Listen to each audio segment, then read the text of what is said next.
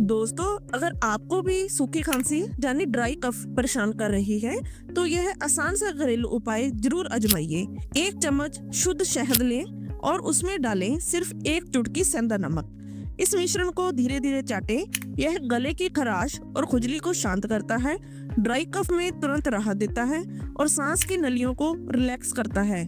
इसकी खास बात है, अगर इसे रात में सोने से पहले लिया जाए तो सुबह तक गले में काफी आराम महसूस होता है। लेकिन ध्यान रखें, अगर खांसी ज्यादा दिनों तक रहे तो डॉक्टर की सलाह जरूर लें। धन्यवाद।